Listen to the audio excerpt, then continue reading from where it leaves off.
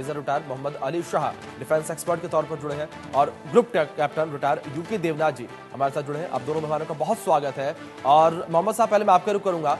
अली शाह जी हमारे साथ जुड़े हैं। अली शाह जी, जिस तरीके से ये हालात बने हुए हैं पाकिस्तान और अफगानिस्तान के बीच, किस तरीके से इन हालातों का आप फिलहाल देख रहे हैं? जहां एक और अगर बात अफगानिस्तान को लेकर की जाए, तालिबानी लड़ाके भी इस वक्त लगातार तैयार खड़े हैं हर स्थिति से निपटने के लिए। दूसरी ओर अगर पाकिस्तान को लेकर बात की जाए तो पाकिस्तानी सेना जो है वो अफगानी बॉर्डर पर तैनात कर दी गई है। बड़ी संख्या में पाकिस्तानी सेना जो है अफगानी बॉर्डर पर अभी भी जा रही है।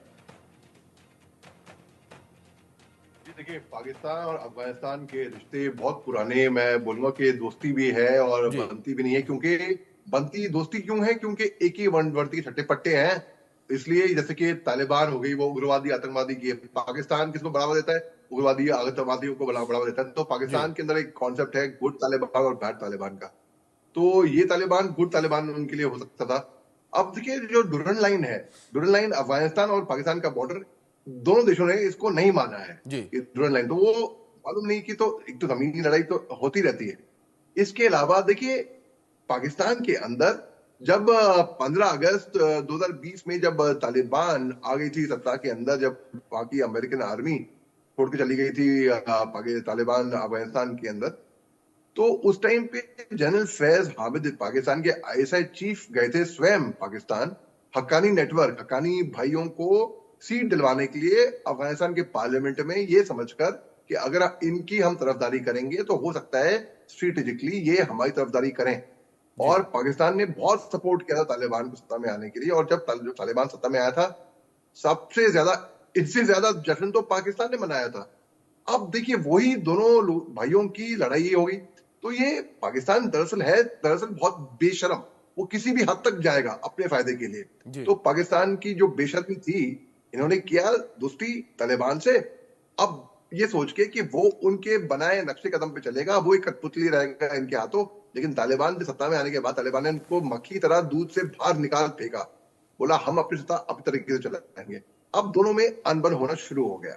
अब जब दोनों में अनबन शुरू हो रहा था, तो पाकिस्तान ने सांप पाल रखे हैं, बहुत सारे जहरीले सांप, जो कि उग्रवादी आतंकवादी। हिलरी क्लिंटन ने सन 2013 में इनके पार्लियामेंट में खड़े होकर बोला था कि अगर आप सांप पालोगे, ये सोचिए कि वो सांप आपको नहीं धसेगा, तो आप गलती कर रहे हो, आपके पड़ोसी को धसेगा, आप गलती कर रहे हो, आपको ही धसेगा जी। इनके पाकिस्तान के मिनिस्टर ने खड़े होकर पार्लियामेंट में बोला है, अगर क्या जरूरत थी हमको मुजाहिद पैदा करने की, आज की तारीख में वही मुजाहिद हमारे लिए सरदर्द बन चुके हैं। तो पाकिस्तान परेशान था तालिबान से, इनके ऊपर हमले हो रहे थे। तो पाकिस्तान ने जोश में आके 4 दिन पहले हिंदुस्तान से प्रभावित होकर हमने इनके ऊपर सर्जिकल स्ट्राइक्स करी है, बालाकोट एयर स्ट्राइक करी है, ईरान ने पाकिस्तान के ऊपर एयर स्ट्राइक करी है, पाकिस्तान ने एयर स्ट्राइक कर दी जिसपे 46 लोग मारे गए, जिसमें ज्यादातर तो महिलाएं, खवातीन, बच्चे थे। अब अफगान के, अब पाकिस्तान को इसका कटना पड़ेगा खामियाजा। बल्कि पाकिस्तान ने जो हमला किया था वो 4 डिस्ट्रिक्ट में हुआ था, Barmal district of eastern Paktika province Afghanistan के।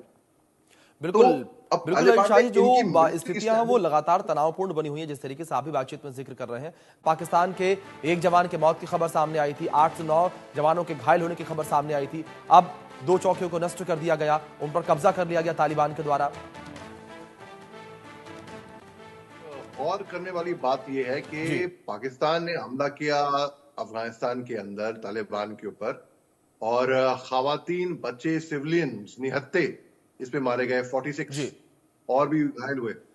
तालिबान ने जवाबी कार्रवाई करी पाकिस्तान के ऊपर, लेकिन कहां पर करी? उनके मिलिट्री एस्टैब्लिशमेंट्स पे करी। हालांकि दोनों कोई किसी से कम नहीं है यहाँ पर दोनों, लेकिन फिर भी ये गौर करने बात है कि भाई यहाँ पर आप सिविलियंस पे हमला कर रहे हो क्योंकि आप उग्रवादी, आप आतंकवादी हो, आप आईटी में माहिर हो। आईटी यानी कि इंफॉर्मेशन टेक्नोलॉजी नहीं, इंटरनेशनल टेररिज्म में माहिर हो पाकिस्तान।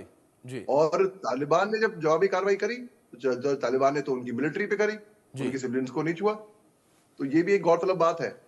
इसके अलावा पाकिस्तान जो है ना, कभी सुधरेगा नहीं। देखिए, पाकिस्तान के जितने भी अच्छे रिश्ते होते हैं जिससे भी, सबसे बिगाड़ लेता है।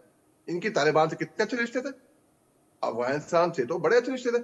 अमेरिका से 1979 से लेकर 1989 जो कोल्ड वॉर चला था यूएसएसआर और अमेरिका के बीच में, सोवियत यूनियन और अमेरिका के बीच में, तब अमेरिका ने ही अल कायदा की पैदाइश की थी।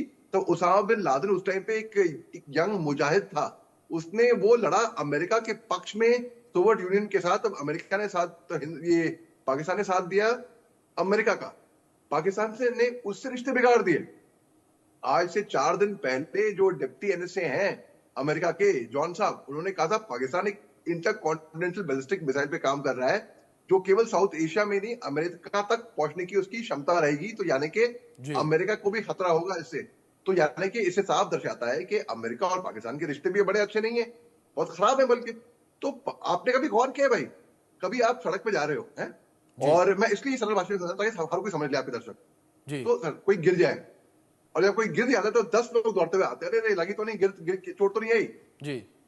तो जब पाकिस्तान पे ऐसी नौबत आती है, कोई उसके साथ खड़ा नहीं है।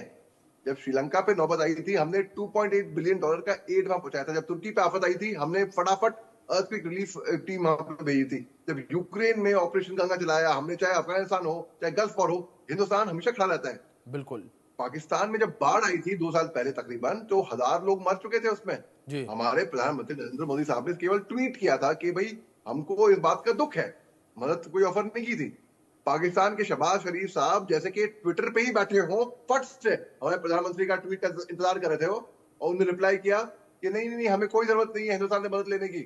अरे इनको मदद दे कौन रहा है जी? अपना ही कुलाड़ा ये खुद मार रहे हैं। ये आत्मनिर्भर है, ये सेल्फ रिलायंट है, ये सेल्फ सफिशिएंट है। जैसे हिंदुस्तान है ना self sufficient make in India, वैसे ये मेक इन पाकिस्तान। ये एक टेररिस्ट की फैक्ट्री मैन्युफैक्चर करेंगे पाकिस्तान के अंदर, ये सुसाइड बॉम्बर मैन्युफैक्चर करेंगे, और ये आत्मनिर्भर है अपने आप को बर्बाद करने के लिए। बिल्कुल बिल्कुल बिल्कुल। अली शाह जी, ये आत्मनिर्भरता का आपने जो जिक्र किया, वो आत्मनिर्भरता इस वक्त नजर भी आ रही है